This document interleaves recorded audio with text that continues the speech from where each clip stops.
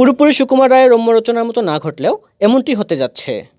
একটি দেশের সব মানুষের বয়স এবার 2-1 বছর কমে যাবে। এমন আজব ঘটনায় ঘটতে যাচ্ছে দক্ষিণ কোরিয়ায়। কী ঘটতে চলেছে দক্ষিণ কোরিয়ায়? সেখানে সবার বয়স 2-1 বছর করে কমতে যাচ্ছে, সেটি আবার গোটা দেশের মানুষের। আকর্ষণীয় বিষয় হলো এই উদ্যোগটি নেওয়া হয়েছে সরকারের পক্ষ থেকেই।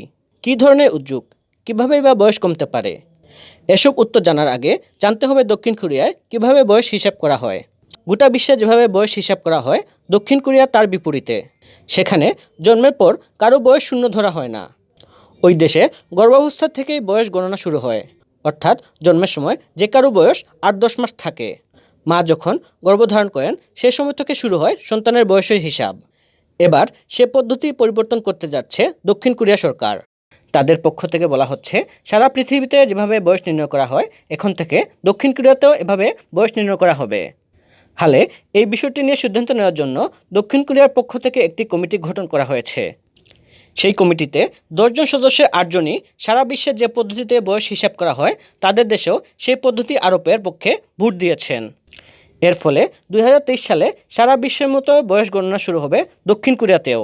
এই সুযোগে সে দেশের মানুষের বয়স 1-2 বছর করে কমে যাবে।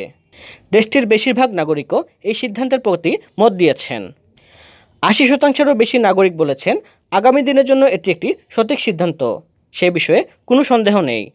এটি না হলে সারা দুনিয়ার সঙ্গে তাল মিলানোটা মুশকিল হয়ে পড়ছিল তাদের।